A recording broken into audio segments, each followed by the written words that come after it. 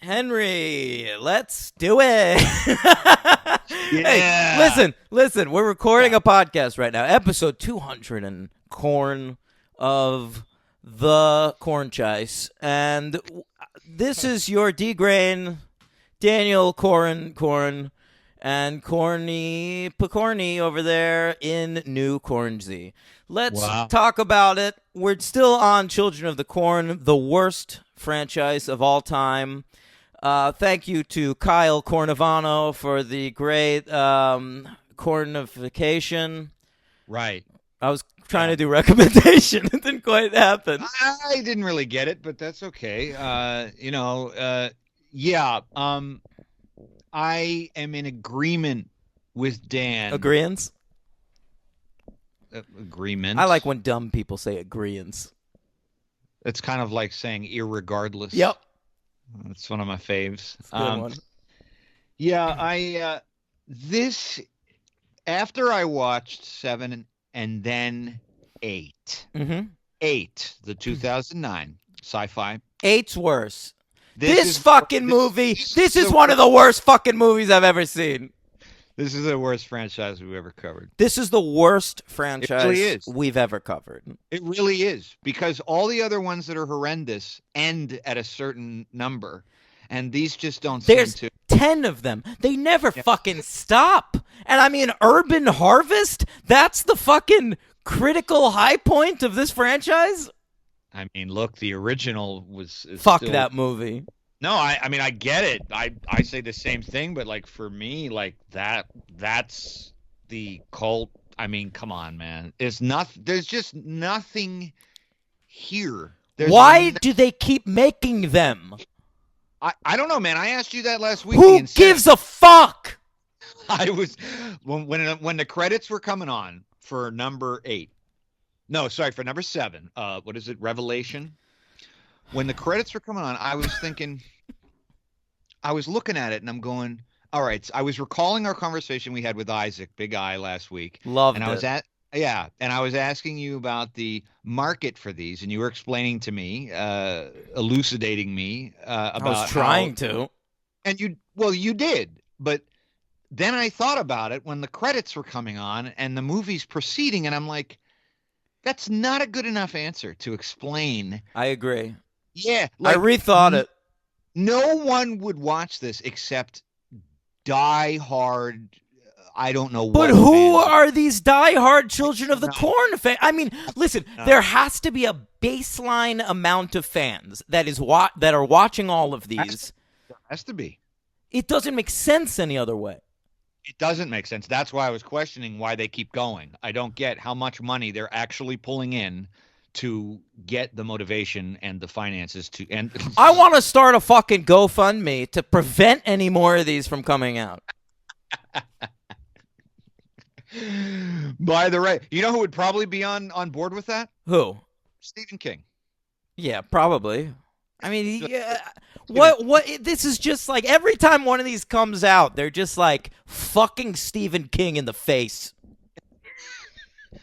My favorite. Although it's hard for me to defend Stephen King because so much of the dialogue in the remake, the 8th one, was taken from his novel. I mean, his short story, that they had to give him a screenplay credit, and the dialogue is fucking horrible. I mean, it might play better on the page or whatever, but it's awful.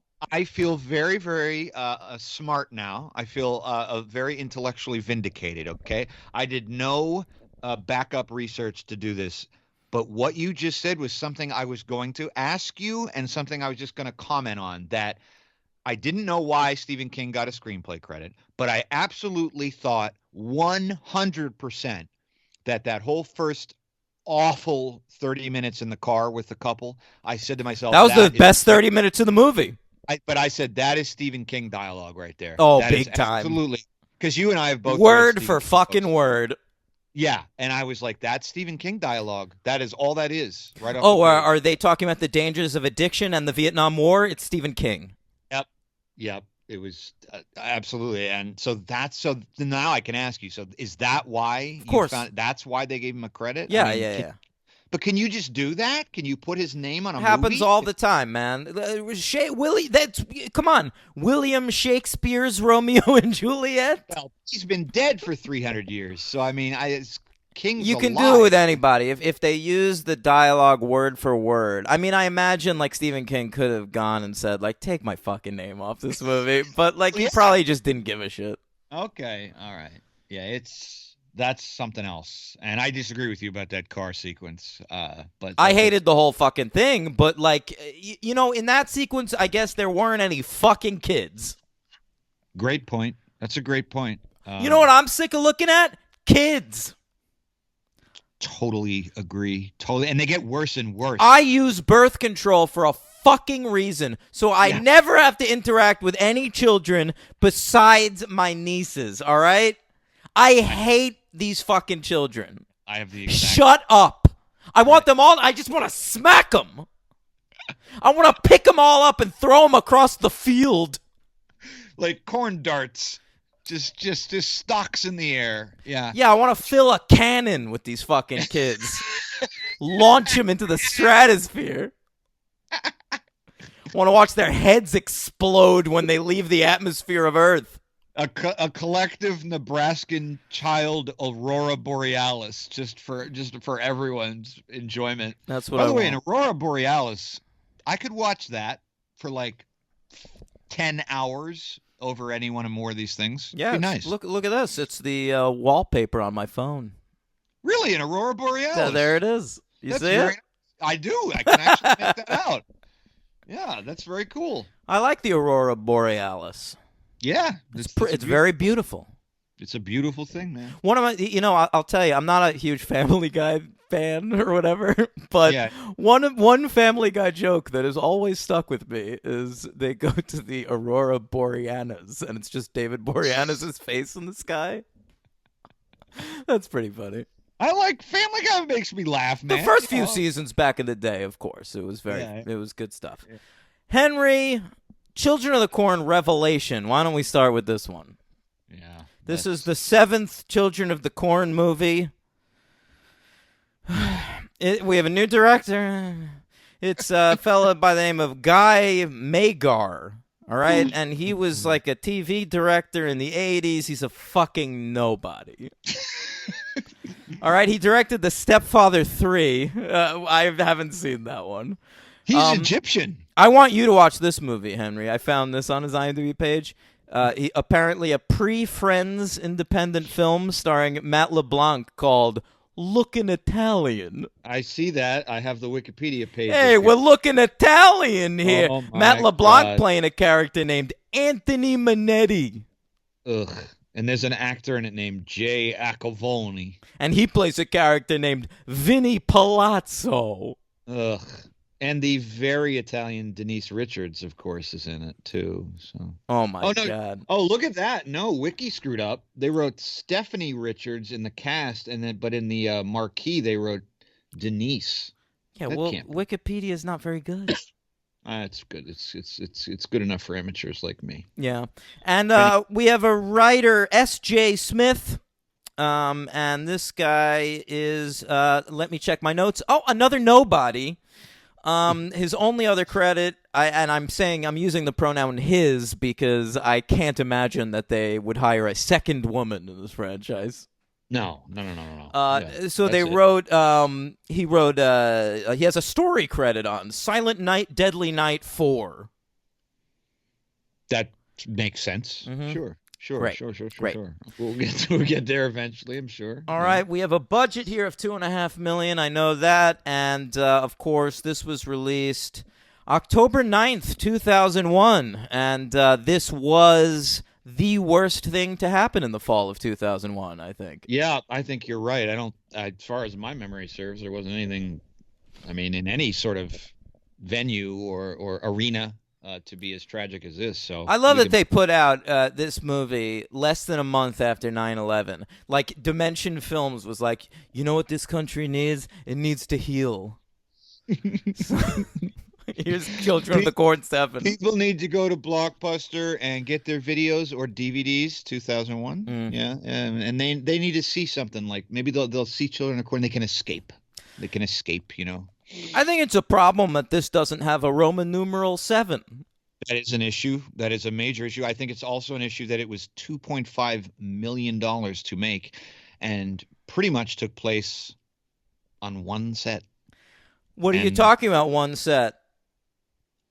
There's the basement of the apartment complex and the convenience store across the street, Henry. Okay, actually, the convenience store probably to stock it was probably something to get like actual Coke. Yeah, those were some beautiful. There a lot of depth in those shots. You could see some candy. I'll say one thing for this movie, man.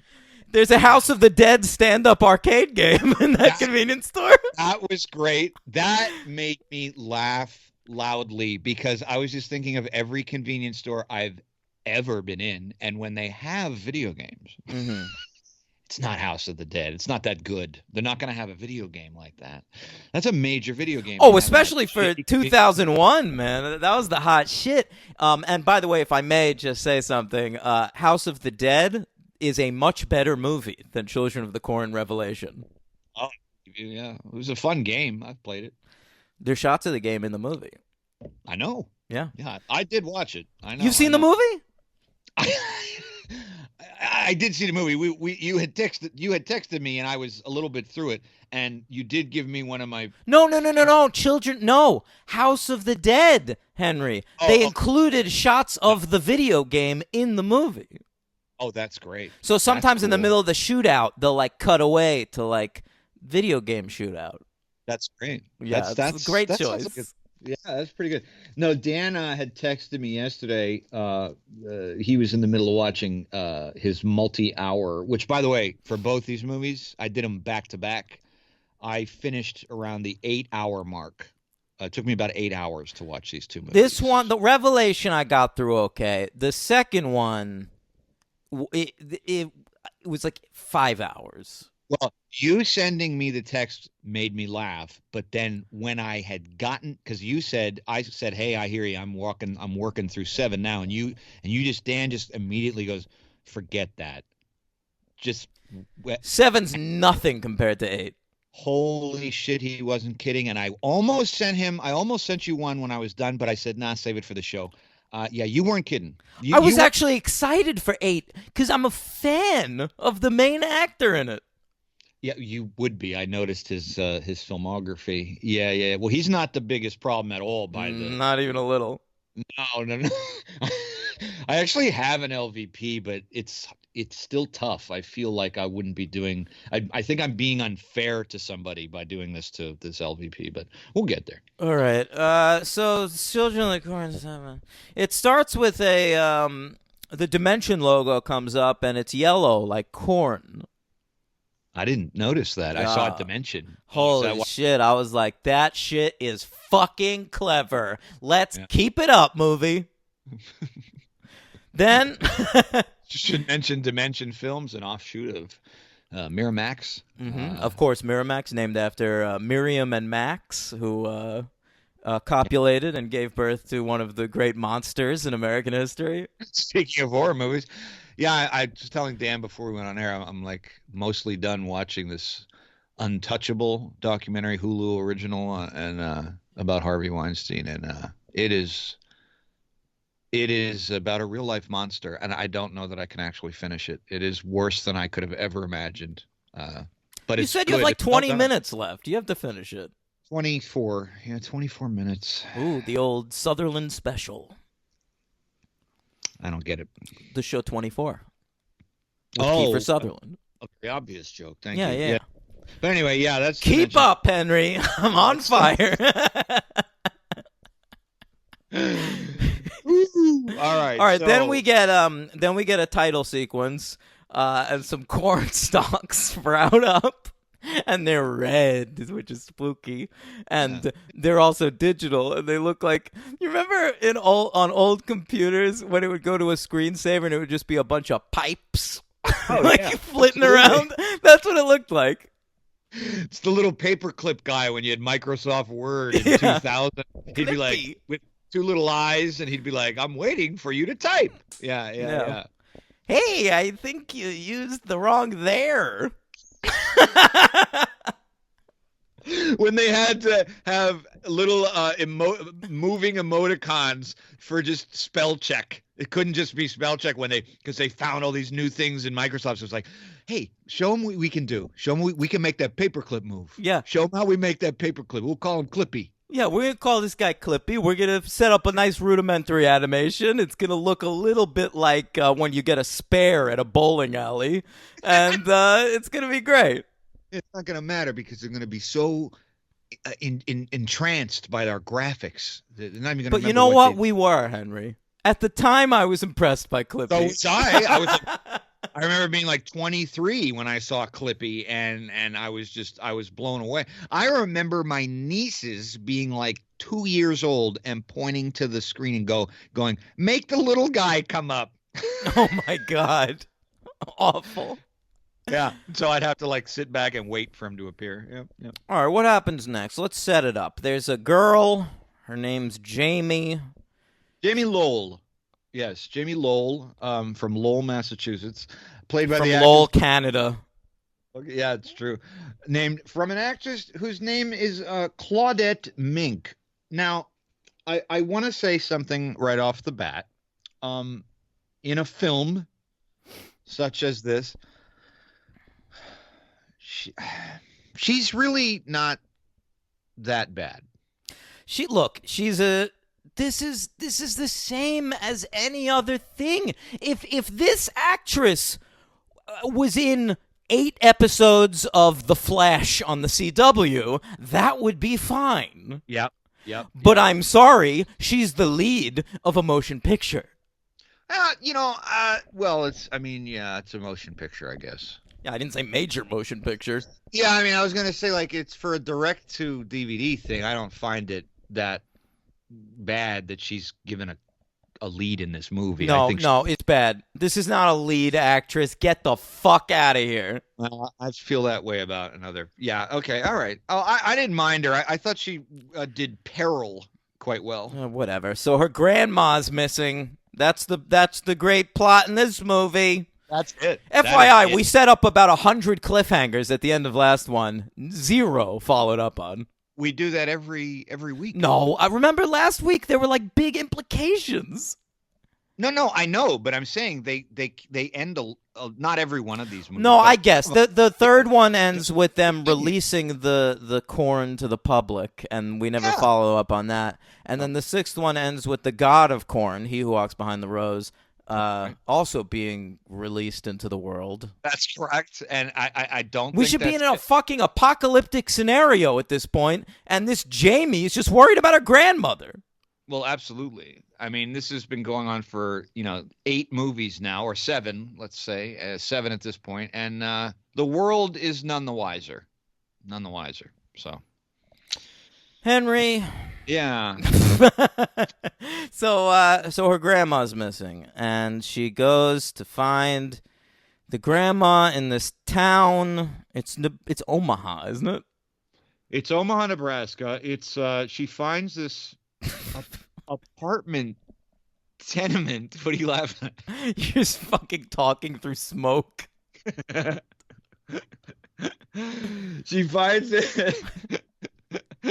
She finds this apartment. You're scum, Henry.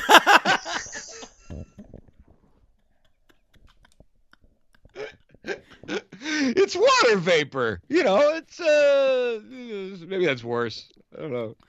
Oh God. Okay. You scum. You scum. So yeah, it's the grandma's apartment let's building. talk about this apartment building. Yeah. Right. She pulls up she pulls up.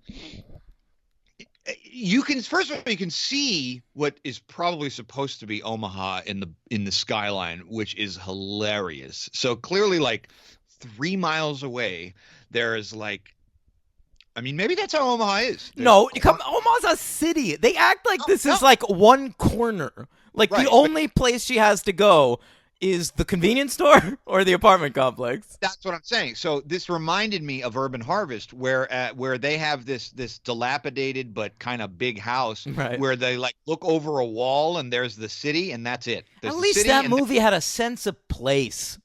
Oh no, I'm not talking about the merits of both movies. I'm just talking about locale. And so we are presumably on the 1 to 2 mile outskirts, and she pulls up to this.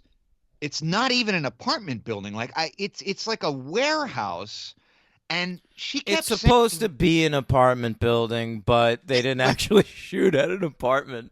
oh, and we're supposed to believe too. I kept thinking, didn't she say to this cop, Detective R. Bister, this excellent actor, that she I thought he was fine. Yeah, I mean, Actually, I was okay with that guy. he's just a blonde drip. He wasn't anything.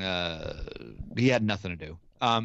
But she keeps saying how she left messages for her grandmother repeated, and I keep saying, like, thinking in my head, like, this place has like a doorman.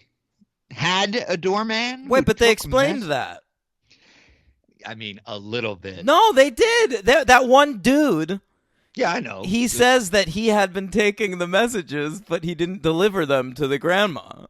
Yeah, exactly. But yeah, the guy who gets thrown over the roof by the two So kids. she's just an idiot. She called. She found the number for the apartment complex.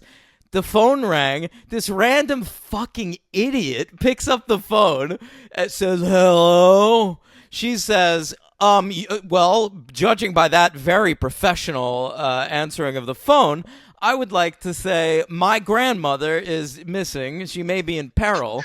Can you, if you see her in the building, can you let her know that her granddaughter is trying to reach her?" And he was like, "You got it." And then she hung up her phone and was like, "Well, I did that. No, that was one thing accomplished for the day." I listen. I'm going to leave you my social security number and her credit card so you can track if you spot anywhere. All right, no problem.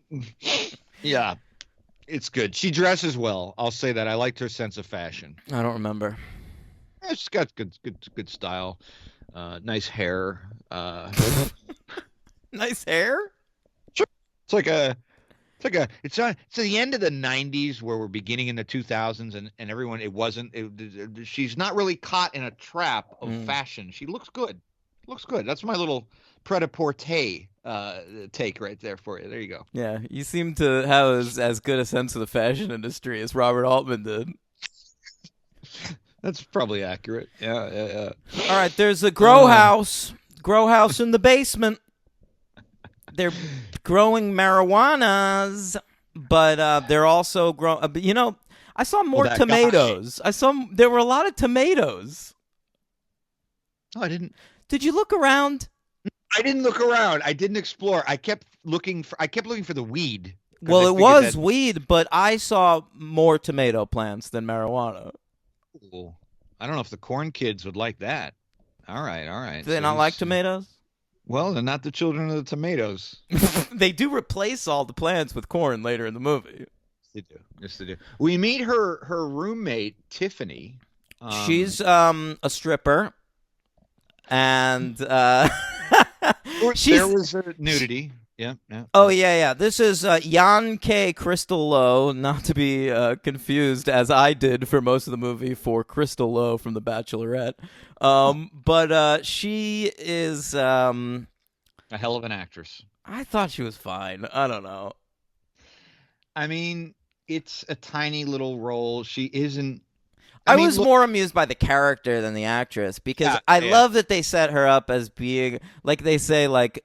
Oh, well, she like went to Juilliard. She's like a Juilliard-trained ballet dancer. This is what I get for studying ballet for 12 years. And I'm like, dude.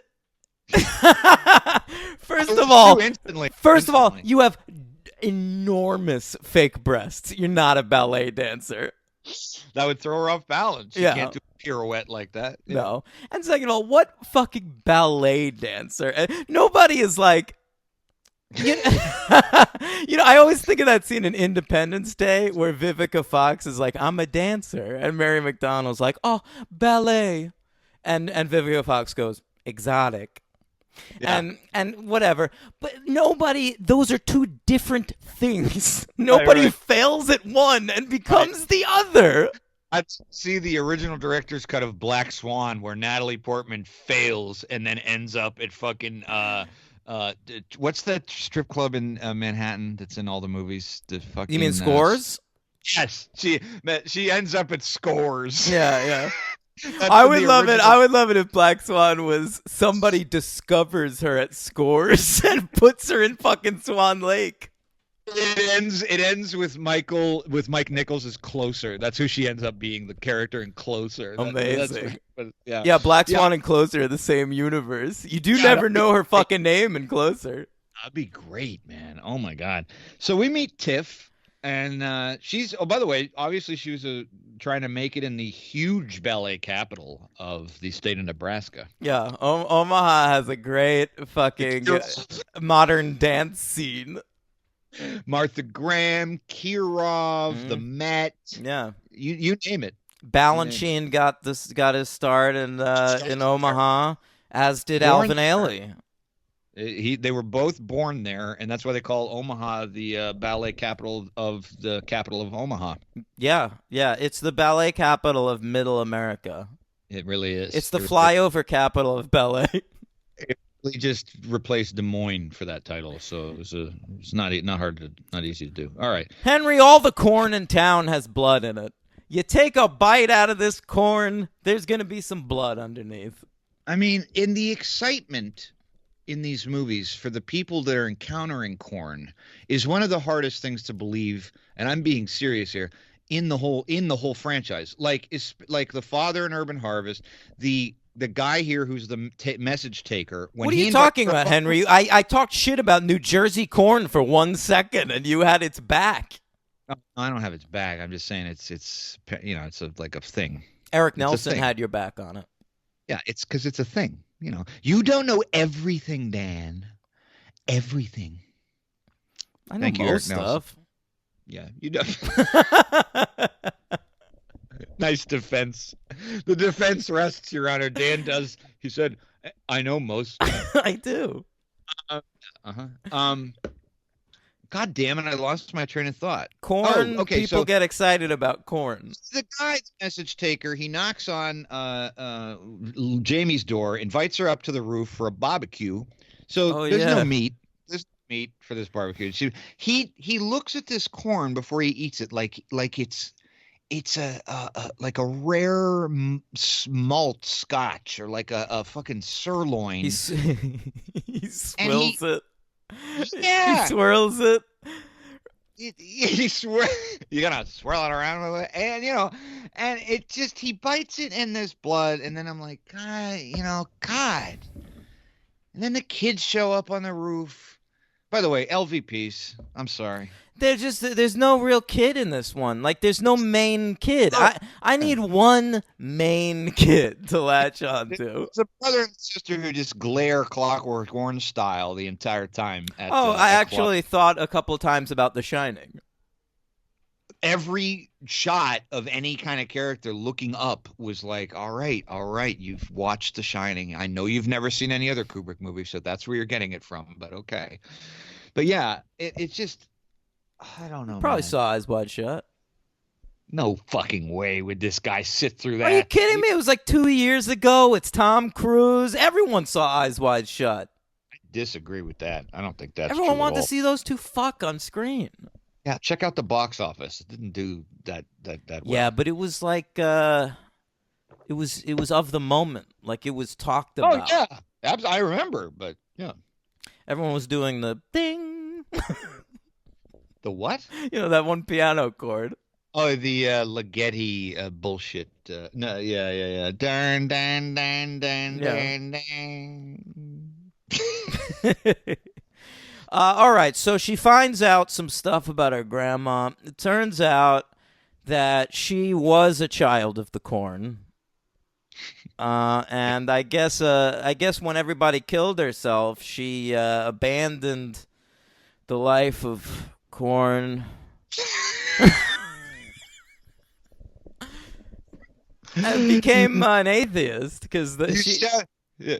Go ahead. She knows her grandma is an atheist, so like she was all weirded out when she found some of her writings about He Who Walks Behind the Rose. And she found a Bible on her bed, and she tells the cop she was a lifelong atheist. Which you could still own a copy of the Bible. Of course. And the cop rightly said, like, well, when people get old, a lot of times they turn to religion.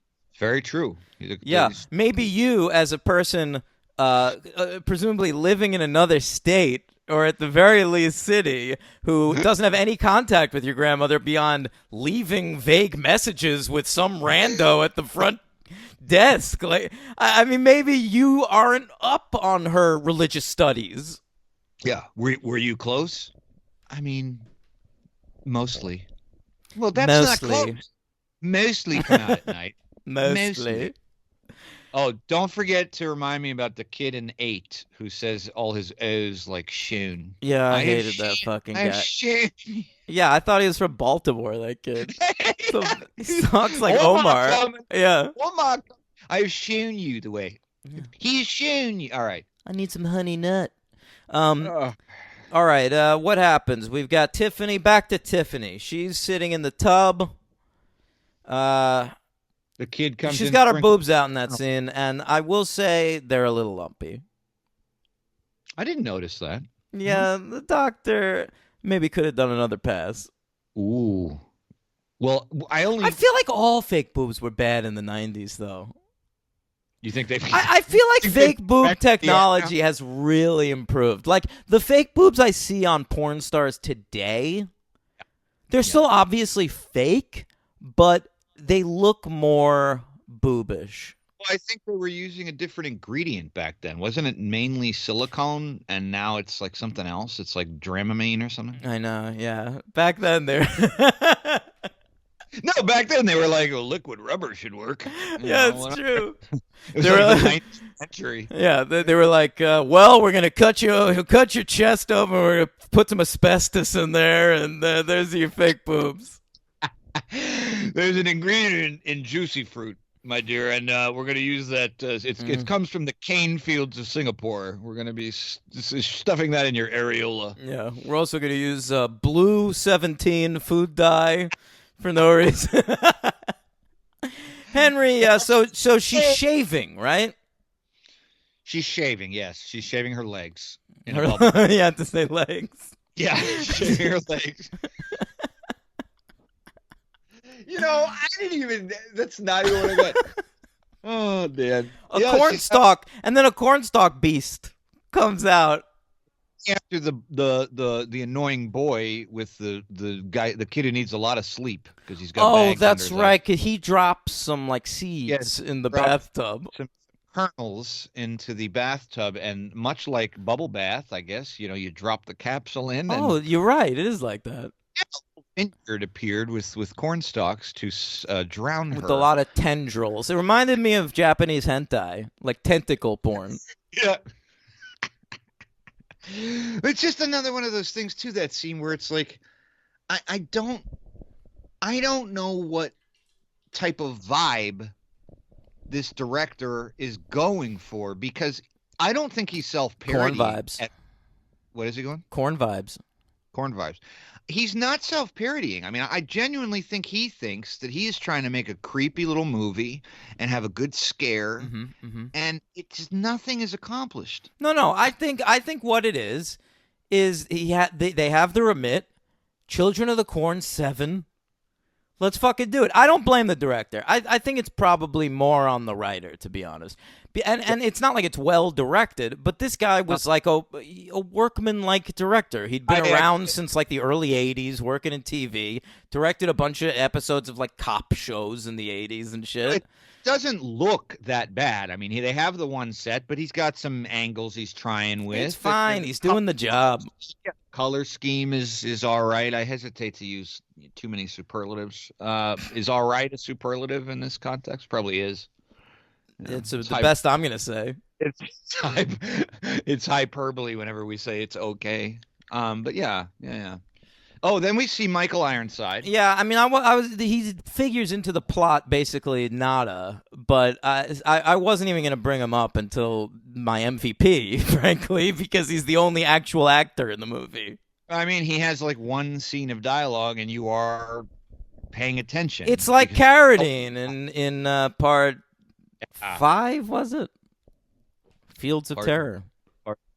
Yeah, I don't know. But yeah, Ironside is great. I do feel bad for him because all I'm thinking about is like it's 2001. We're only 4 years past fucking Starship Troopers, and he's in Children of the Corn 7. he has a weird career, man. We've covered him before, and I'm looking at his filmography, and I mean, he gets so much work. Yeah, I know. Doesn't seem like the kind of guy who's just cares to really be in anything that's going to always be great. I think he's just a guy who's happy to be an actor that's Yeah, he's a working actor. He shows up, and I think he knows what he is. He's like, I'm a stern, bald authority figure. I'm going to show up and be that, and then get out of there. That scar. If it makes you feel any better, 3 years later he was in. I know you're not a fan of this movie, but he was a pretty big role in The Machinist. He had a big role in The Machinist. He's the guy that Christian Bale fucking injures and cuts his. That's not a big role. He's in like 2 scenes. That's a big deal. It's a crucial role. Yeah. Okay. Semantics. Yeah, it is fucking. It's accuracy. Yeah. And powerful strokes. Henry, the plants in the basement turn into corn. That's exciting. That was really exciting. I was thinking when I was watching this, do you think there's a more exciting vegetable that you could make a series about? Well, I said to you, I thought Halloween did a good job with the pumpkin. And I said to you, if it had focused on pumpkin patches, you'd be right. But I think Radicchio could be scary. Radicchio. What an answer. Yeah. Wow, that fucking popped into your head? That's right, baby. I like Radicchio, too. What about cauliflower? Maybe it's like a body horror movie. You start with a cauliflower ear, and then your whole body starts to turn into cauliflower. Boxing movie. It's about a down-and-out boxer who gets cauliflower ears, and he starts to turn into a vegetable. That's right. Yeah, it's like The Fly, but with boxing. It's not a bad idea. Who can play the boxer? Carrots, who could play the boxer that gets a cauliflower? I think you want a fat guy like a butterbean. Know what I'm saying? Yeah, I do. I do know what you're saying. I'd get like a if you can't get 90s George Wendt, you could try to get like who's the guy from Office Space and The Fugitive we've covered who always plays like he's Stephen Root, baby. But he's not a boxer though. No. I was thinking of the other guy. We've talked about him. We praised him. We just covered him in something. He's in one of the Texas Chainsaw Massacres as a detective. Shit, I don't remember. Who cares? Anyway, he's a great character actor. He's like the Ann Dowd of men. It's not a bad idea. Ann Dowd could be our boxer. It is a unisex sport. It certainly is. He's too old, but maybe we make it MMA to make it more modern. MMA, and then you could just like get Brock Lesnar to play it. And it's definitely like a body horror movie. You get Cronenberg attached. You call it. What's the title? David Cronenberg presents Collie. It's not bad, man.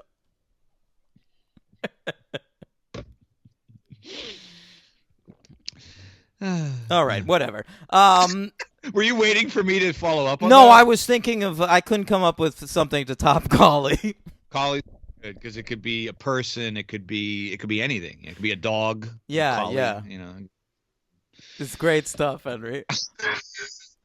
I mean, I don't have anything else to say. What about you? I mean, the end is completely anticlimactic and ridiculous. It turns out all the kids are led by some creepy, weirdo, overgrown, baby-headed boy who's like 6 feet with a pilgrim's hat, and he appears at the end of the hallway, and then what? How do they kill him? She I don't blows him up, remember. right? Yeah, it's some bullshit. And then we see the best special effect in the movie, which is the faces in the air. Of Oh, all the kids. that actually is not a bad special effect. Yeah. Well, what was interesting is when I read the Wikipedia plot summary at the end, it's very funny how they interpreted the ending and how I did. To me, those were all the evil kid spirits, just like Their sort of souls being released into the ether. I didn't, but being released meaning they're free now, they're happy. Oh no, I thought they were like going to hell. That's exactly what I thought. Wikipedia says no, they are their souls are being released from their like bondage or whatever. Okay, so now according to this fucking franchise, we now have He Who Walks Behind the Rose free, ready to take over the world. We've got a corn supply tainted with demonic corn, and all of the children of the corn from this particular enclave of corn, they're all out there battling as well. Yeah, well, here's the last sentence of the Wikipedia summary. It says, "It is implied that the souls of the children were freed and able." The only way to go is to now make Children of the Corn 8 End of Days. Yeah. That Post-apocalyptic corn. Do like I Am Legend, but with corn. I mean, it's just it's just the thing I just kept thinking about because it's just so strange. I'm wondering, you know what? Maybe the people who love these movies so much and keep getting them made have like a fetish for corn. Yeah, I mean, then just Google. I'm sure you can find some fucking lady sticking a corn on the cob up her pussy. Right. But like, it's like that show, My Strange Addiction, right? It's like, so maybe that's what's going on, and so the people that buy them are like these people who like need this thing fulfilled, and the children of the corn does it for them. It's because there's just so much talk in the movie and so many visuals just of corn. There's a lot of corn. I mean, there just is. There just is. It's if so. Anyone listening, these movies are honestly like 40% corn. If anyone who's listening hasn't really watched them with us, we can tell you that if you're interested in farming or agriculture, or specifically ears of corn, you are really going to get an earful and an eyeful here. Because honestly, it's not like other movies where the title is just creepy and then you don't really get much of what is in the title. This is all you get. This is not a vague title. Listen, I have a problem with that. Critics right now, they're recommending a show called Normal People, and I'm like, that tells me nothing. I'm not watching a show called Normal People. But listen, if you look at the title Children of the Corn, think of what you have there. We could put that aside. But you got children and corn. And what I can guarantee you, I'm going to give you 100% guarantee here. If you're interested in children and corn, you got to watch these movies because there's nothing but children and corn. Yeah, it's for you. I mean, this is for you. You're going to be in mana. Yeah, absolutely. All right. All right. MVP? What grade? It's a 1. MVP? It is indeed a 1-star movie. I'm going to give it to Claudette Mink. I thought, no, she's all right. She was not a lead that made me cringe at all, and that's the most I can ask for. She was totally fine. Fine. She was the most uncringeworthy player. Correct. I'm going with Michael Ironside, the only real actor in this movie. That's easy, though. Of course, I was going to go with him, but I wanted to. All right, fine. I also liked the convenience store clerk. He was good, especially his severed head. That was actually a good death, and I liked that he was being shitty to the kids. Yes, actually, you are misremembering something. Your brain is implanted, I believe. It's not you don't even see his death. What, you just see a severed head? You see his head in the freezer. Yeah. That's yeah, I can picture that. Yeah, they don't want to put him through that. But the LVP, I am going to say that the boy and the girl together as a couple are, as a sister and brother, are terrible. Yeah. They were awful. I mean, every time they showed up, I couldn't. It was just terrible. I'll go with. I don't know. Jerry.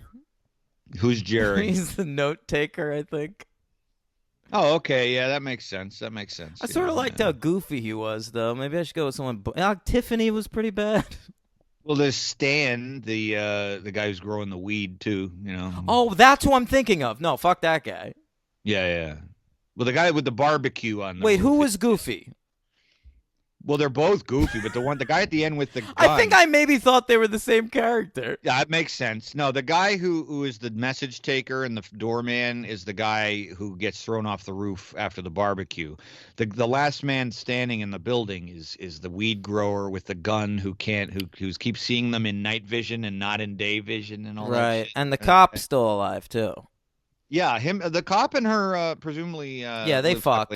Yeah, definitely. That tension was building. I could feel it. Yeah. Yeah, it's great. All right.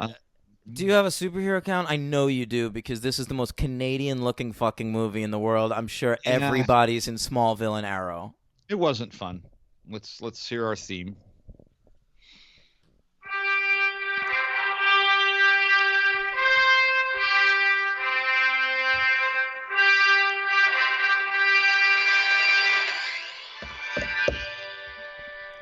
Would you get bored halfway through that theme? I forgot I had to hit pause, so I just let it keep going.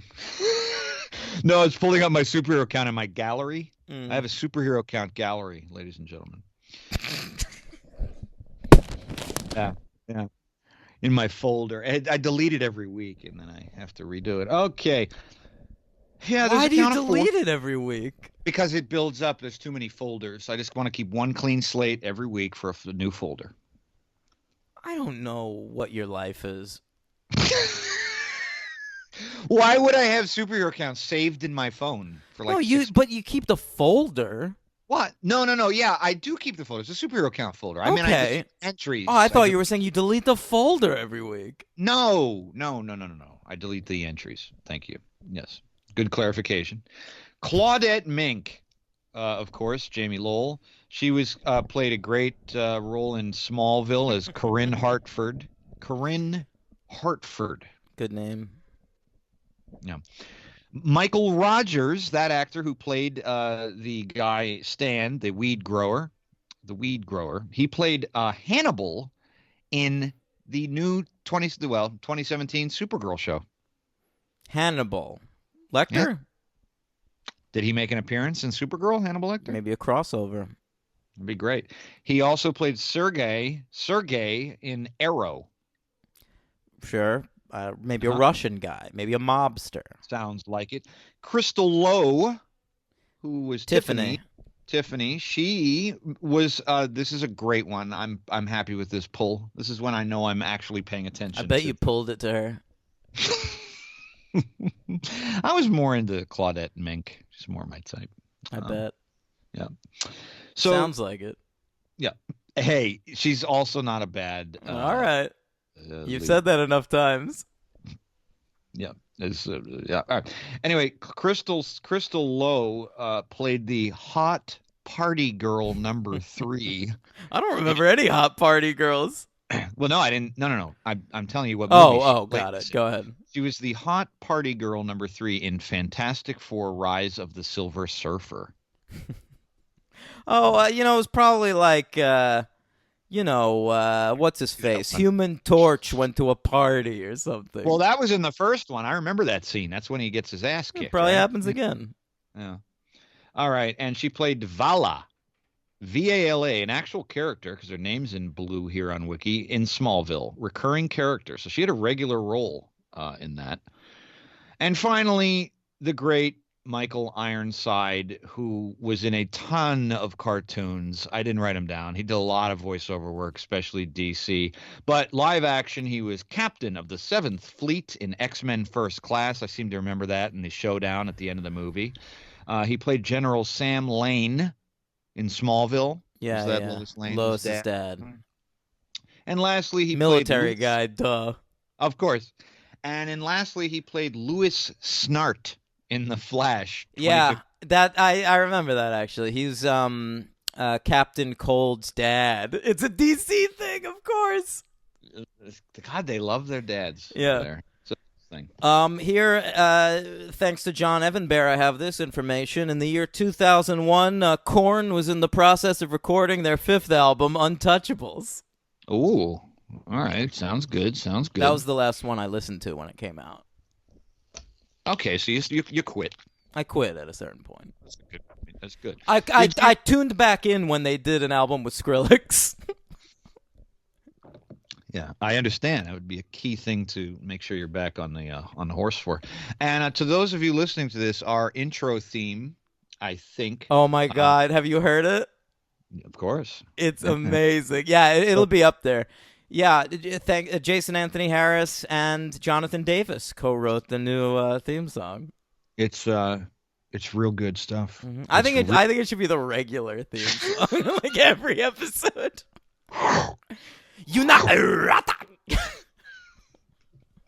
So good.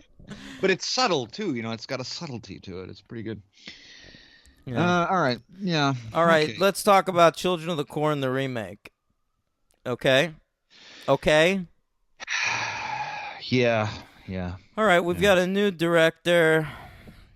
writer and director, Donald P. Borchers. Just some of these people's names, man. It's just fun, Yeah. So We've encountered him before. Yeah. We've encountered him before. He was actually a producer on the original Children of the Corn. And he apparently felt that it was not faithful enough to Stephen King's masterful vision of Corn. And of course, I meant we encountered him before because he was a producer on Leprechaun 2. But Not Leprechaun 1, just Leprechaun 2? Leprechaun 2. That's amazing. Yes. I mean, it's so funny the amount of literature that we never bother to nail on screen. And Children of the Corn, we need this word for word, the exact short story. That's a great point. Yeah. You're right about that. Yeah. There's never been a good Great Gatsby movie, but let's just keep making Children of the Corn. Very, very true. Literary adaptations, we go. Well, I guess these ones don't take that much thought. It's already a dumb story, so take the dumb dialogue and rely on the scares, really. Yeah. That's what they're trying. They don't succeed, but yeah. You're right. I mean, it's insane, Henry. What is the fucking brain damage that these people have? I mean, like, who in 2009 was looking at Children of the Corn? This guy had to have this idea, like, the original Children of the Corn. It was we really left some stuff out, and we made the ending happy, and that's against the original vision. And so he had to have that idea, then take it to like studios and be like, listen, I need a budget to make a new Children of the Corn movie. Studios had to be like, yes, we will give you this budget. The Sci-Fi Channel said, like, even though this movie was never sci-fi and still isn't, we're going to air this. All right? This is so great. We cannot not air this. Well, I didn't surprise me that it was sci-fi. I mean, I know you like some sci-fi shows that are on that network, right? I like Battlestar Galactica. That's it. Okay, yeah. I mean, the shit that I've seen and the Sharknado movies. Oh, I forgot about that. Yeah, but they gave these guys. Why don't you give the budget for this? $4.5 million. That's a lot of money. Okay. That's a lot. Yeah, it's a lot of money. You can make about 100 tangerines. And we're wasting it on a Children of the Corn remake. And to your earlier point, which was very good, very funny, exactly 25 years have elapsed since the first movie. And so it's almost like this guy is some... Let's just do it every 25 years. Yeah. Every 25 years, let's see some great new auteur's vision of Children of the Corn. Well, after all, we've already gotten the visions of Fritz Kirsch and Donald P. Borchers. Yeah, I hear it's in the pipeline for Fincher in the year 2044. If he survives. Yeah, he survived. All right. All right, where were we before you had to pee? Henry, I don't know. We'll talk about it. What the Children of the Corn remake? Let's set it Yeah, we up. didn't even start. We didn't even start really, so we're perfect. It's perfect. How does the movie begin? It's a couple in a car. I'll tell you that much. Well, before You that, might- it's 1963. Oh God, I forgot about this fucking prologue. Yeah, it's 1963, and it's an establishing shot of like a tent revival. You know what I Yes. mean? And I was Yep. like, that's cool. That's like nice Southern fried shit. True detective shit going on there. Yeah, or Justified. And so like I was into that idea, and then we just cut inside and it's a bunch of fucking kids. And this kid, I hate it. This is the worst kid in Children of the Corn history. You know what? That's saying something, and you are right. He is sounds so fucking Disney Channel. Yeah, he does. He sounds like he's He fucking Hannah Montana's brother. Yeah, he and does. And he's too little. He's too little. he's so tiny. You know, they used actors like he wanted to, because in the original we used like the guy who plays Isaac. Which was a nice touch. Right. Creepy touch. But in the original short story, because we didn't capture its real vision, they're actual kids. And so in this movie, he wanted everyone to be age appropriate to the way they are in the short story, because he thinks he's fucking Franco Zeffirelli making Romeo and Juliet or some shit. A good one. Yeah. So this kid is just like, clearly he worked with his acting coach the night before on these lines, and he memorized them, and now he's reciting them. He's like 7. He's got to be. He can't be older than 8. He can't be older than 8. He's awful. I wanted to punt him. Shun threw you through the window. Threw you through the window. Yeah.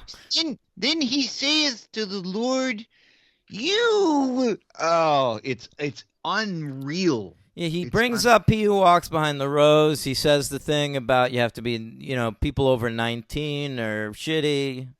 He who walks behind the ruse. The ruse. It's true. Yeah.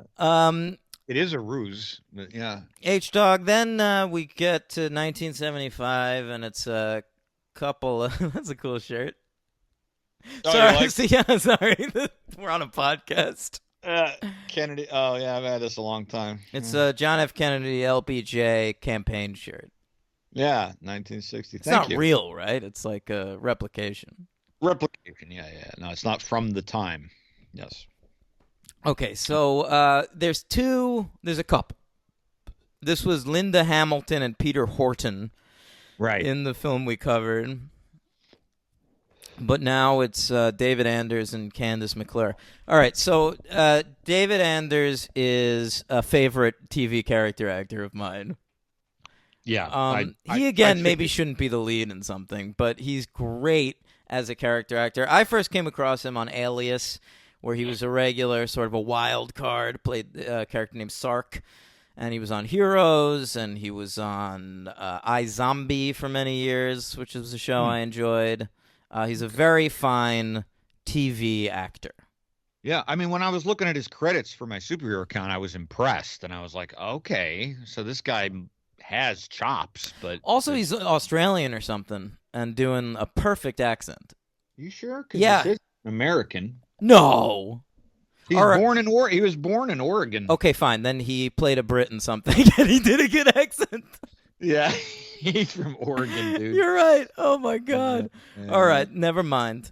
Yeah, a few of his roles required him to use a British accent. That's Oh, what there it you says go. on IMDb. Okay, all right. All right, whatever. He's not British, but he's still good. Next, you've got Candace McClure, and she was on Battlestar Galactica. That's how I'm familiar with her. Okay, so listen. And she was fine on Battlestar Galactica as one of about 17 cast members, but more than that. Here's the thing. I have to say this. She has an absolute presence. She has an aura. She's got a very unique look. Yeah, she's got very beautiful in an eyes. interesting way. Yes, I mean she's stunning. I mean she's just unbelievable. And She's blue-eyed black lady. yeah, she's South African. She's biracial. Oh, I didn't know that. So Yeah, I looked into it. She was part of something called I'd never heard of. There's a group in South Africa. Uh, I can't remember what they're called Whatever. now. She's fucking Canadian now. Yeah.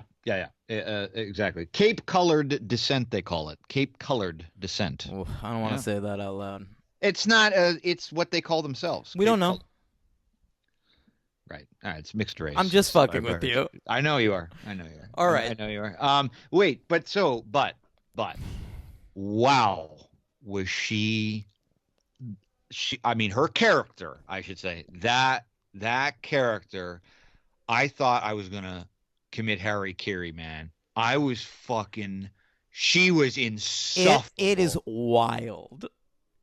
I mean, it is so bad that when he slaps her outside of the car, It felt like genuine relief. isn't it crazy? Yeah. Like it was crazy. It was like Henry, look at this note I wrote. I forgot. so awful. In the moment, I wrote down. It's like my third note. Just wrote. So glad he smacked his wife.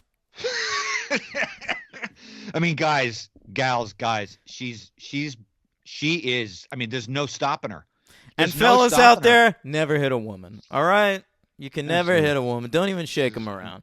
But Oh, that's the Chris Rock line, but that's funny. no, he says you can. I He know what says he you can said. shake the shit out of them. That's right. Yeah. I disagree Yeah, with no, that. No, I know, but he said you shake the shit out of him. All right, Yeah. maybe don't do the voice. But so Right, you know, it's an impression of Chris Rock. You don't have to take every impression. okay, as yeah, a yeah. racial You know that expression. Michael Scott did that in episode 2 of The Office, and the whole joke was that he came off really racist. But it's me. It's not. You know. Yeah, that's come what on. he thought. All right, I will only do impersonations of white people. Great. That's it. No more Morgan Freemans. No more. That goes for you too. No more Denzels. Can't do it. When do I do a Denzel? We've done them. It's a 4-year long running show. We've done plenty of impressions. But can I? Is that every ethnic group now? Can I not do Spanish accents either anymore? Not great. You do Italian. Brits. You can. I You could are do, like, Italian. So I could do wasps. Those are safe. White Anglo-Saxon Protestant actors. That is good. Yeah. I shouldn't do You can do a Brie Larson impression. Brie Larson. Oh, she's a woman though. Can't. No women. No, this is a safe environment. So Yeah. just if it's funny, just white guys in too deep. That's what I'll do. I think you could do trans men as well. How is that? How is that acceptable? I think they identify as us at this point. So when I do a trans man, it'll No, sound I'm like s- that. No, I'm not Yeah, saying like just that. like the group, but if there was a person you wanted to do an impression of. Oh, I love this conversation. Oh, it's the one sensitive issue for the show. No, All right. it's not. It's the one thing that you're insensitive about, and so it comes up a lot. I don't think it's insensitive. It's listeners. I don't know. Whatever. It's fine. I won't do it. I can't promise anything. All right. Who? where You're we? going to do it. You've promised never to do it again before. Yeah, I probably will because it's funny. So I like to do those kind of things. Oh, listen to you. Yeah. All right. Where the You're fuck? you're the kind of guy that's like that defends like, listen, people have been laughing at Blame It on Rio for years. All of a sudden, it's not funny. I don't think I'm like that. I bet you turned your back on comedies though, like that. I bet you've turned your back on that. What are you talking about? I don't know. Do you think Tropic Thunder is? I think Tropic Thunder's funny. Listen, you're not gonna get me with this shit because I paid for the new Louis C.K. special. Then maybe you shouldn't cast aspersions when I do voices. Oh, I shouldn't do that voice. Exactly. I was waiting for you to realize. That was a female. That was a female voice. Either way, Oh man. are you you're a female? Right. You're right. You're right. It's a tough. You It's a put tough yourself game, into a man. tight Henry, corner. you got a Kevin Costner? Do you have a Chris Pine impression? Wait. Kevin Costner. Is Chicago. What was that? Untouchables? Yeah. Yeah. It's Chicago. It's Chicago. Uh-huh. That's all I got. Give me another Kevin Costner line. Okay. I'm a shitty actor. Give me give me something from Field of Dreams, which I recently rated 1 star. Okay. Field of Dreams. Fuck you, wife. There's nothing you could say. I'm building this field with all of our money. That almost sounded like a limerick. If you build it, it will come.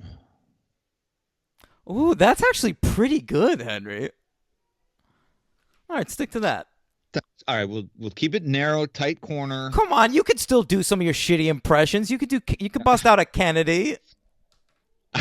Another white guy. Yeah. So no accents, really, is what you're saying. That's an accent. It's Boston accent. Yeah. All right. Well, when we're off air, ladies and gentlemen, You can use accents within the continental United States.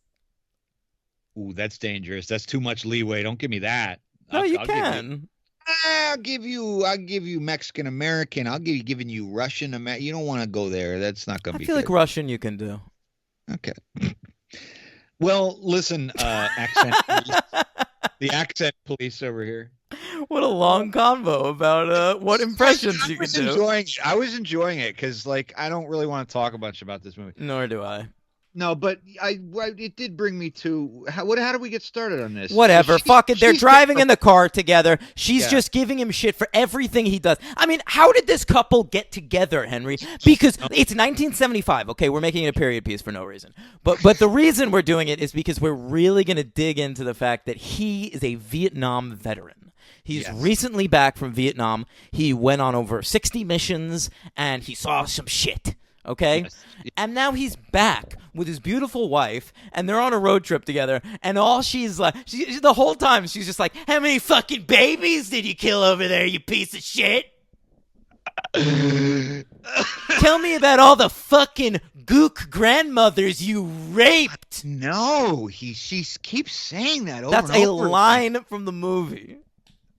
Dude, that's obviously from King's book. It has to be. Has to be. He wrote the book. When did he write the book? The late 70s? I don't know.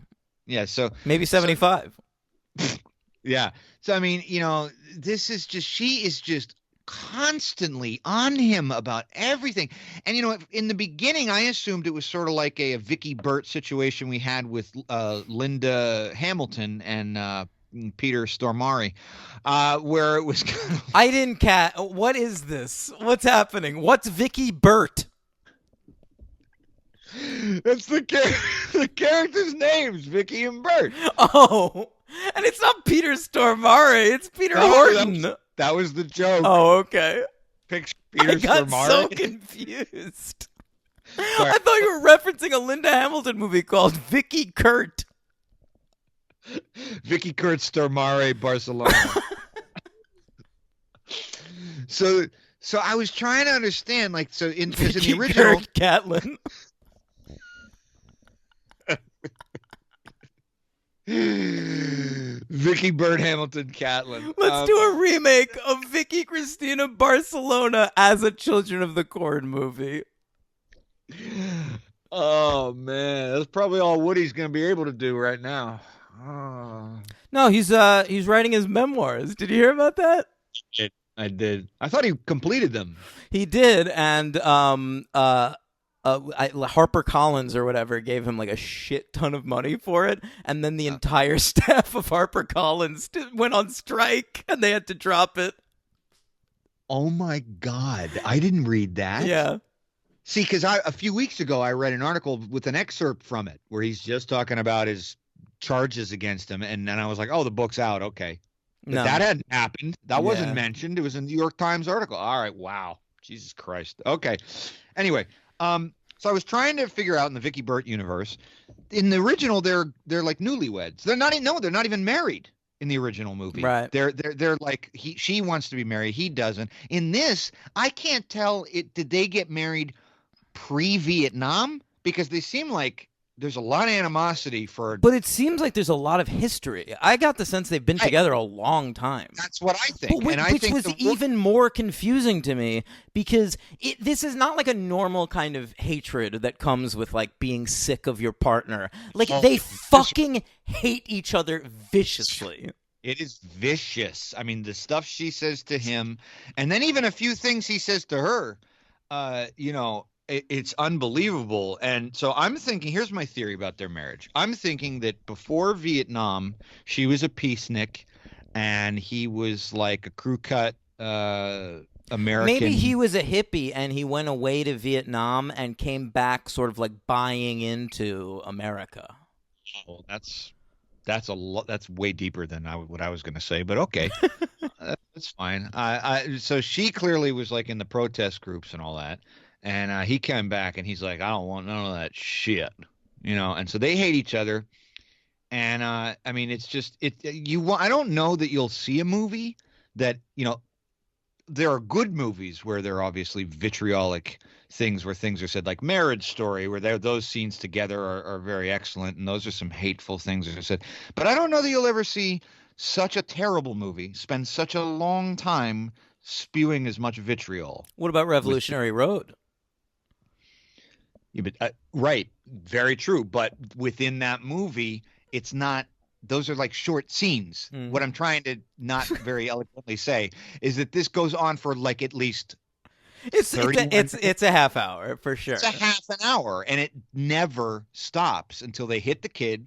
Right, they run over a kid, which I'm psyched about, and then he smacks her. Because they get out of the car, and immediately she's just like, you weren't looking. What did you have your mind on one of your Vietnam missions, you piece of shit? And he only hits the kid because she's won't leave him alone. He's like looking at her to like, please be quiet. Yeah. Well, she said something about him raping a grandmother, and he looked over at her, which maybe would happen. And they run over this kid, and they get out of the car, they start arguing about it, and then he slaps her. And then they put the kid in the trunk, and they drive to Gatlin, and she says, go the other way, but the next town's like 70 miles away or something. And the one thing I liked about this movie, Henry, was they showed real tension. They acknowledged we have a dead child in our trunk, which they didn't in the original. There's just a dead kid in the trunk of the entire movie, and in this movie they're like, we have to find somebody because we have a dead child in our trunk. This is true. This is true. The one thing they did acknowledge that, and this also consistent with the original, was that she doesn't want to stop. She wants to just get out, and he insists on staying, although it's much more poorly described in this remake as to why he wants to stay. I mean, it made a little more sense with Peter Horton, because he kind of explained like the medicinal, like, I need to get some medical help. There's got to be somebody in this town.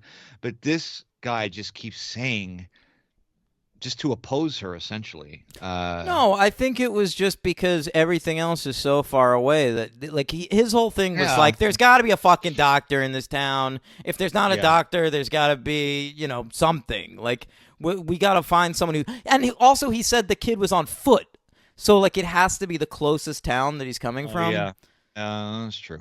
That's true.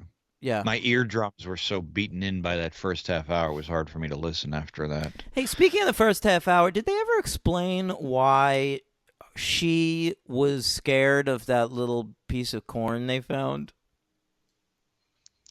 No.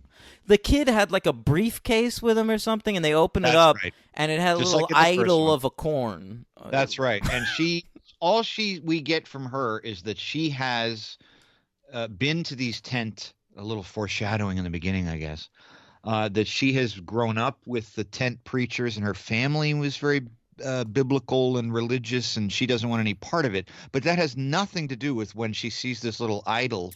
Why I don't know. I mean, I grew up with all that horse shit, and I didn't know what it was. I had no idea what it was. It's just a piece of shit little corn with arms and legs. But even funnier is his insistence that they keep it. And I'm thinking at this point, I'm like, dude, just shut her up. Just if she wants to throw Yeah. it out of the car, just throw it You're out of the car. totally right. She's like, get rid of it. And he's like, I'm putting it in the back seat, all right? Why? Yeah. Oh, it's so horrendous. A couple things about this movie did shock me for the Sci-Fi Channel, but that's just because I don't watch the Sci-Fi Channel. I did not expect boobs.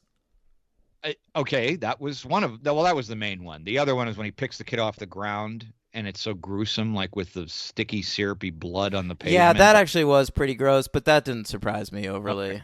But the sex scene, it's not just nudity. It's like a Rubens portrait of it, like in action or something. That was too cultural. Sorry. A Rubens portrait? Rubens was a painter, and he painted scenes of fornication a lot. I know most things. Okay. I like this. I know most things is going to be like, you know who you are. Yeah. It's going to be the no, you know who you are. Sure. Yeah. Anyway, so but it's like it's pretty graphic in any movie, really. The nudity? Well, it's a full blown, like all the way to the finish sex scene. Is it? I don't even. Yeah, I gotta be honest about something. Don't you dare tell me you turned this off. No, I didn't. All right. Listen, yesterday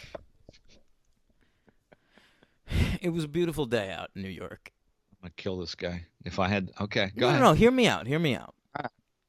I get up in the morning. I have to go to work as an essential employee. It's a beautiful day. I'm looking out on the street, and it's just packed with people not wearing masks. Great. Yeah. Good. It's good. Because it's over. Yeah, and I go on Twitter, and people are posting pictures of parks that are packed and just beaches. Everyone's just out and about in New York. That's good. It's good. Yeah. And so I'm getting more and more furious sitting there. Then it becomes time to put this movie on, all right? Now, I had watched Seven like 2 days earlier. Right. And I hated it. Right. And I'm thinking, I got to sit through this again. And this doesn't even have like a new story. I have to sit through the same fucking movie that I've seen twice and hate. Yeah. Done again with like a less talented cast and filmmakers. This is making more sense to me because the text you sent me yesterday didn't feel like that text could have just been about the movie. It felt like you were already angry about something. Let's just go to the text chain. Sure. What did we say? I tweeted. No, I texted you. I want to record an episode ASAP. I'm fucking furious. Right. And you wrote what happened. I said nothing. I just hate these movies, and I need to spit out everything I'm feeling. Yep, that's right. Yeah. Continue. Yeah. Anyway, I said I've been trying to get through this remake literally since noon. I sent that text at 4:47 p.m. Okay. But what you said at next was very encapsulated my experience with this movie too, with 8 and 7. But I keep having to shut it off to do other shit. Yes. Yeah. And reach your breaking point. I really hit a breaking point. I kept just like I'm wearing a mask. I'm sitting there at work. I have to wear a mask for 16 hours straight and rubber gloves. I'm inside. I had to go outside. I had to do so much shit. I was like, let me get lunch. Maybe that'll make me feel better. I went to the bathroom like 4 times. Sure. I just, usually, a guy that I know stopped by, like a resident who I talk to sometimes, and I talk to him just longer than usual. Yeah. I was like, let's keep talking. You have to go? And then there were moments, Henry, where I was alone in the lobby. Yeah. The movie sitting in front of me paused, and I was just sitting there. I could not press play. I get it. I get it, man. That's everything in that I understand. I was getting so furious. I was like, why did we ever start this Patreon thing? I was thinking, like, do the listeners even like us? They only ever give us bullshit to cover. And look, I get it. They think it's funny when we shit on stuff, I guess. Right. That's Yeah. But like It's like enough already, right? I'm sitting there taking a look at my life. Right. I'm wearing a mask and gloves. The world's going to hell. I'm brainstorming about what countries are better than America. Sure. Where can I move? Right. And That's then I'm not gonna be thinking, too they're all bad. Yeah. They're all shitty. The world is so bad right now. Yeah.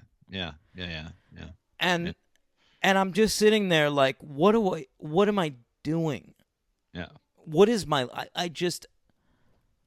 I wanted to give up. Yeah. You had an existential. This movie gave me an existential crisis. Yeah. I if it did anything else, it gave Dan an existential crisis. I'm extremely disturbed. Of course, I saw it on the news, but you can't see all of it, especially unless you live there like I used to. I'm very surprised to hear from you that there were that many people on the street. That's very annoying to me. Packed bicycles. Yeah. It's not over. Okay, the whole world listens to our show. At least one person. It's not Cover. Country. It's not Cover. It's not Cover, Brovids. Listen, we have at least one person in most countries. One person is a listener in most countries, I think, to our show. Shout out to Sinisa in Serbia. Exactly. Shout out to Serbia. I'm talking to you, Finland. I don't have to talk to the Scandinavians. They do the right thing. Let's tell you. Talk to the dumb countries. Anyway. Yeah, but I gotta move to Scandinavia if I want to live in a decent place. Yeah, I know. I would actually. I've contemplated Finland and Sweden seriously before, but there's too many white people. I would move with you like somewhere. That. I don't like that Really? either. Yeah, honestly, Henry, let's move out of country together. I'll do it. I would totally do that. I would do it with you because then there's like a support system. Absolutely. It's not such an overwhelming thing. Yes. Yeah. All right, Henry, let's get the fuck out of here. If Trump wins in November, and I know a lot of people say this, we're moving to Canada. I hate liberals. I hate liberals at this point, maybe more than conservatives. No, that's not true. We're moving. We're gonna move. I really, at this point, I could be mobile. You know that. I'm down. I'm down. Make a short list of countries that appeal to you. If you're out there, email us at thefranchisepod@gmail.com and send us something in defense of your country. Pitch us on your country. I love that idea. Email us at our email or mine at Henry Franchise Outlook, and hey Finland, tell me why I should move there. Yeah. Tell Aussie Scott, what's good about Australia? Tell me about Australia. It's on fucking fire. I'm not moving there. But every country you're going to have some sort of terrible natural disaster. So that is that the case at this point? There's nowhere to go. We have failed as a race. Yeah, the human race. Yeah. And by the way, Scandinavia, if you could tell me if there are a mixture of people from other cultures in your country, I'll be all right. I don't get comfortable. Are there black people in Scandinavia? Let us know. Well, I think they have like some African. They have a big immigration. The people in there, Middle Eastern. I think. I can't. I don't do well in the white. All that. I don't function well. So it's not good. No, but, I hated Long Island for that reason. I get it. That's right. Yeah, I just doesn't. I get it. But that's a great idea. We have listeners all over the world. Please tell us. I've always been curious about. Let's do a country drive. Pitch us on your country. The winner gets us. We'll move to your country. We'll take you out to dinner. We'll take you out to dinner in Oslo if it happens to be Norway. And you can guest on the franchise of your choice. Barcelona. Pitch us. We'll move there. Now you will have the honor of having relocated the franchise. Except these people fucking hate us. They're gonna this fucking asshole in Barcelona. He's gonna get us to move to Spain and then force us to cover the Human Centipede. I hate these people. We still love you, Kyle Padovano. Oh man. Whew, good rant. All right, so the kid has the sidekick Malachi. Now you might recall in the original Children of the Corn, Malachi was played by Rag Yeah. from Hard Bodies, and in this movie they've cast an actual hard body. Because apparently that's what they felt this movie needed, a sexy Malachi. Good point. And you know, I did feel bad when I was watching this Malachi. I felt bad about any negative thing I said about the original Malachi on our show. And I did. I was like, that wasn't fair. I didn't really talk too much shit on him, but I did say he was like overacting and too annoying, and he's fine. Yeah, You know how you know how in basketball sometimes you'll throw up a jump shot, right? And it just like hits that space in between the backboard and the rim, and it bounces back up, and then everyone yells brick. Yep. This actor is the human embodiment of that moment. God threw up a fucking brick with this kid. He really did, because we said this is the worst thing we've ever covered. We both agree with that. That was agreed upon before this show. This is also, but I don't know if he's the worst, but he's one of the worst actors we've ever covered. He's not even my LVP, Henry. But he's one of the worst actors. That fucking kid is worse. I agreed. That the Isaac of this movie. Are you familiar? Do you know that this guy's in a Dark Knight movie? Is that in your superhero account? Who is? this kid, Malachi. Well, let me see.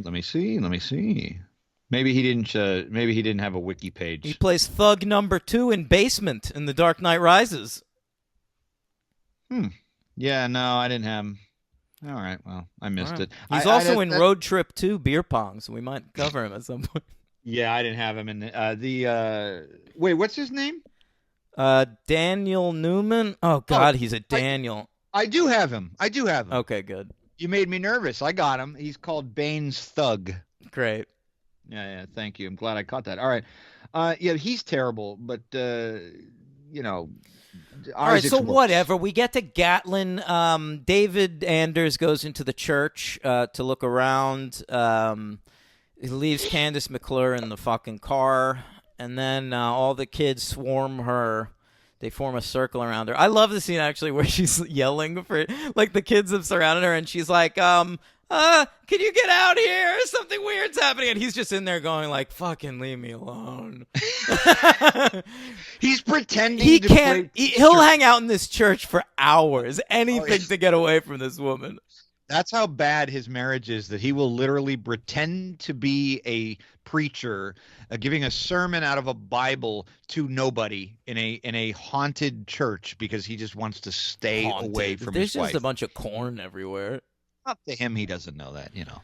He's seeing visions of Viet Cong all the time, remember? Yeah. Oh, well, listen, I certainly want to talk about that bullshit.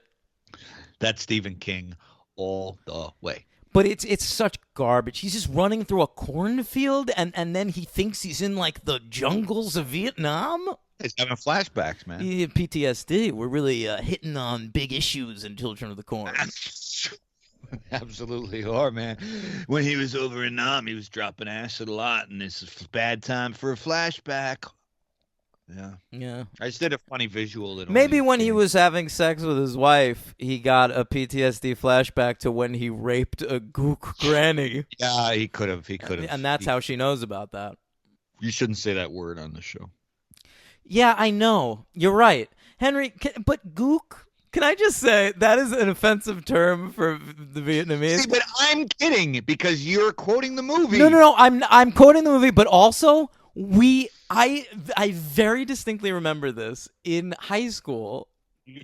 I've told you this. In fucking American history, they handed out a list. It was like a sheet that they handed out to the whole class that was like useful terms for studying the Vietnam War, and it was like Viet Cong and like all this bullshit, and one of the fucking words was gook, and it just said like gook, something that the American soldiers called the Vietnamese. Sure. And we were just fine with that. We taught kids that. Of course, a guide to enemy slang. Yeah. A guide to enemy slang. Yeah, that's great. It's good stuff. Yeah, Um, the World War II for the Germans, it was like Kraut, term used to describe a Nazi soldier. Kraut. yeah, Of course, that's okay. I didn't really mind that. Kraut's fine. We could call the Nazis worse. Oh, what? So Isaac's on the roof of the church or something, or on the roof of some building in Yeah, town. he's on the roof of a building and he's directing by just sort of raising and pointing and not speaking, thank God. Yeah, And it's like on Survivor when they do the challenge where it's one person, everyone's wearing a blindfold, and then there's a caller. Like, you go that way.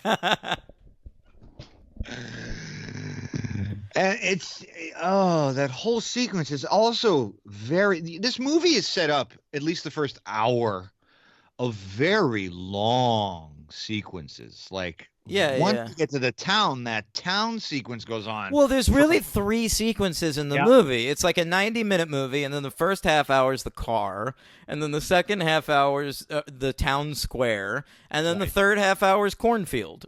That's right. And I would argue in one of the worst movies I've ever seen in my life that the last part is even worse. It's the worst part. I think each part is successively worse. And maybe it's just because I felt held hostage by this movie, and so like any length of time was going to take a toll on me.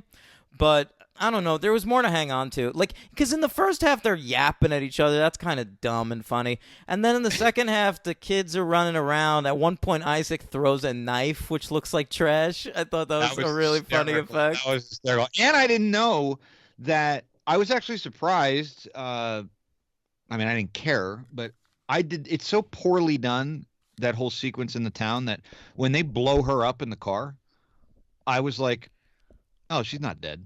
I didn't realize she was dead until like a half hour later when I was like, boy, we haven't seen the wife in a while. Yeah, and I actually went right. back. You know how you can do a thing where you can like sort of. You get little thumbnails of the movie at the bottom. yeah, So I was like scrolling through. I was like, when was the last time we saw her? And it was like in the car, and it looked like she had her throat slashed. So I was like, oh, I guess she died, and I just didn't notice. Yeah. They took her out, and I thought they were gonna, bring her to the cornfield and make her into like a sacrifice. They did.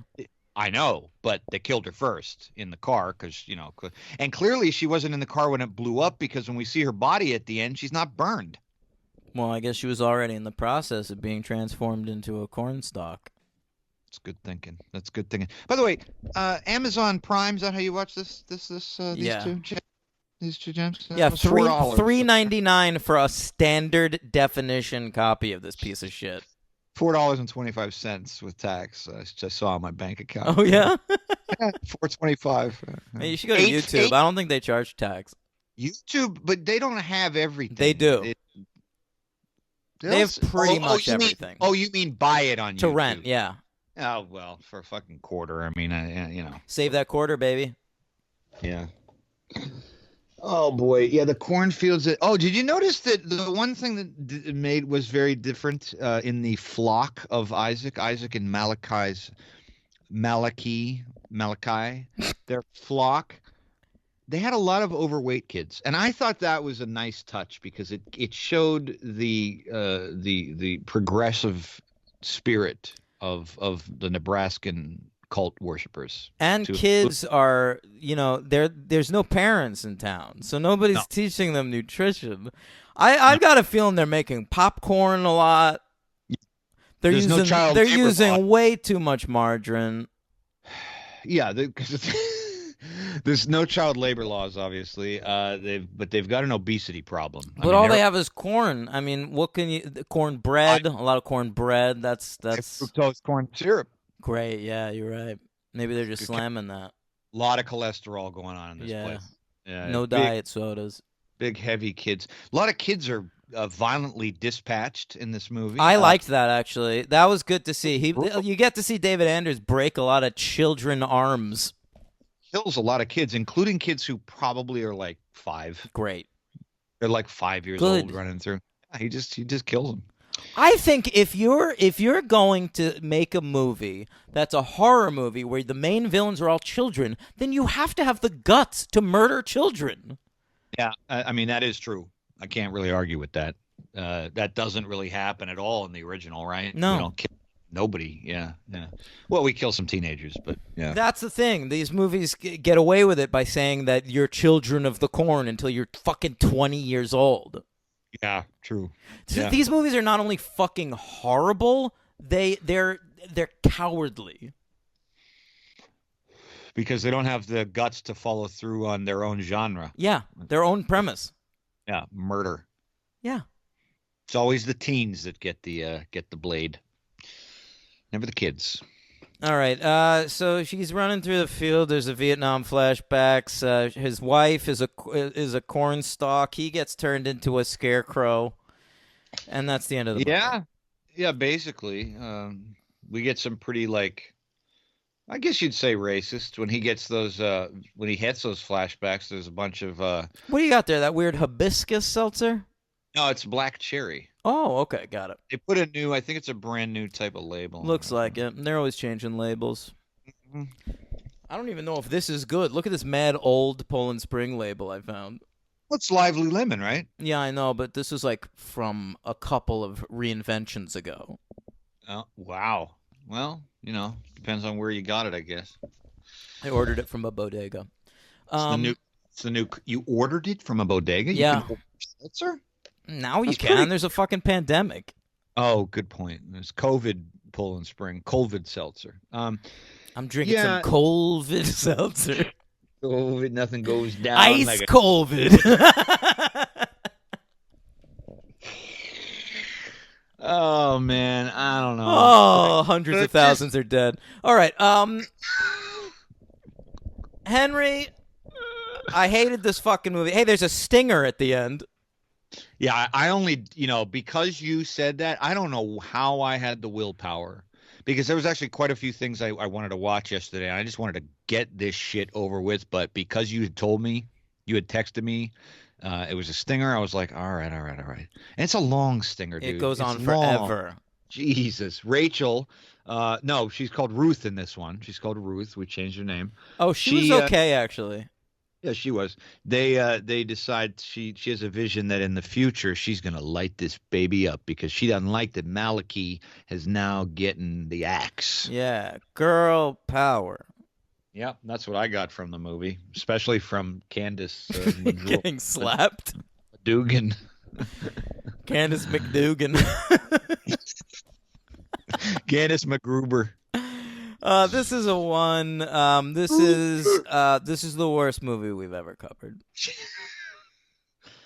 This is a piece of shit and was very hard to get through. I'm actually pretty proud of myself that I was able to do it. LVP. Who's your MVP? Jesus Christ. I guess, your boy, Mr. Yeah. Anders. Yeah, Anders. My LVP was going to be Candace, but then you reminded me of how insufferable Isaac is. So there's no contest there. I mean, because I don't think it's Candace's fault. It's just her character's awful. I have the knowledge of her having been on Battlestar Galactica, and I know that she's not even one of my favorites on that show. Like I don't even think she's that good, but she's certainly better than what this movie's giving her. And David Andrews is an actually good actor, so I'm gonna give him my MVP. Isaac my LVP. But I'm gonna give Isaac Lopez the MVP of the show last week. There you go. Fun to have him on. I agree. He was great. He was great. All right, what's the superhero count? The same as the last one. Four count. David Anders, of course, played Cyrus Vance in Arrow. Sure. Did you know that? Nope. Yeah. Okay. Candace Wait, I'm going to say something else about David Anders. There's an episode of the Comedy Bang Bang TV show, the one that used to be on IFC, where he played. Yeah, there's an episode of that where he plays Loki from the Marvel Comics. Love Scott Aukerman, man. Yeah. All right, Candace McClure played a character named Harmony in Smallville. I bet. Daniel Newman, who played Malachi in this, our aforementioned great actor, Boy, he's been in a lot of stuff. And one of those things he was in, as of course, was in The Dark Knight Rises, Bane's Thug. So the next time I watch The Dark Knight Rises, Keep your eyes open for this kid. because this is only 3 years before that, so he's got to look kind of the same. Yeah, look out for a buff redhead Oh boy! All right, and last but probably least, like you, Henry. a buff, auburned. Yeah, you're not quite a redhead. That's overstating. I'm not even close. I've got. What are you talking about? You've got a little My gingery beard. A little bit, yeah, but my hair, when it's it's like dark. It's like. I guess that's true. It was lighter when I met you, I think. Really? I think it used to be a little blonder. Well, I also had more back when I met you. Great point. Too, so. I had more of everything when I met you. Or weight. It's true. Yeah, you've shed a lot. All right, Leo Howard, who I love this credit. I was sorry I had to look this up. Leo Howard is an actor who was in this movie as credited as additional voices. There's weirdly a few actors I'm familiar with that were credited as additional voices in this movie, including Max Burkholder from Parenthood and the fucking little girl who played Esther in Orphan. Yeah, that one blew my mind. I looked her whole filmography to see if she was in any superhero. She wasn't, but I looked her up too, and she's hot now. That's the same year as Orphan, this movie. Yeah, I don't know. They had her do ADR, like behind the scenes or something. You liked Orphan, right? Love it. Yeah, great movie. I love it. I like, it's funny that I hate these so much because I like creepy kid movies. Yeah, well, because there's some really good ones, but there's shitty ones too. I liked The Boy. That was entertaining. Yeah, I saw that. Yeah, that was entertaining. But you can go very, very wrong. I a little bit defended Hide and Seek on a Patreon episode recently. That you did. But that wasn't just a creepy kid movie. That was like De Niro. But there's a creepy kid in that. I like that movie Stir of Echoes. Yeah, I don't like that. But it's. I mean, comparing to this, I mean, what is that? A creepy kid movie? There's a creepy kid in that. All right, I'm thinking that you're talking about like movies that just feature, the creepy. Well, kid. I couldn't come up with any more beyond The Boy and Orphan. What do you got? Wasn't there that movie last year that everybody was talking about? I don't have any interest in watching it, despite my love of horror movies, called The Prodigy. Oh yeah, I didn't have any interest. I don't care. Yeah, I don't know. Let me just finish. Hey, listeners, if you live in America and you're not participating in the "Which country should the boys of the franchise live in" contest, then let us know what spooky children movies to watch. Yeah, good point.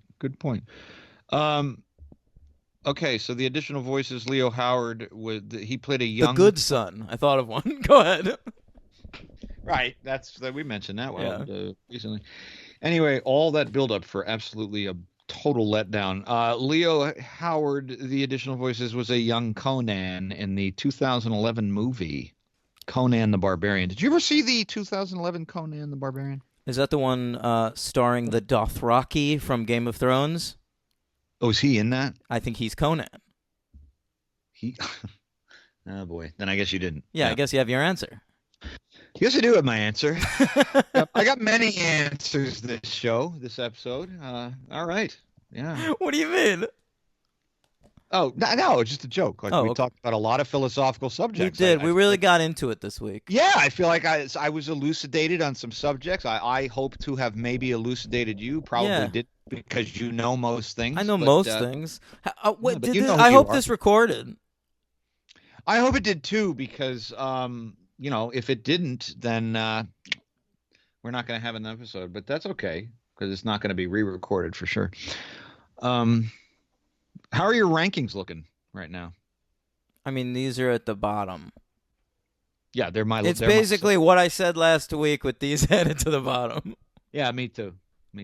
Yeah, I got 1, 3, 2, 4, 6, 5, 7, 8. Great. Yep. All right. Anything else, Henry? Got nothing.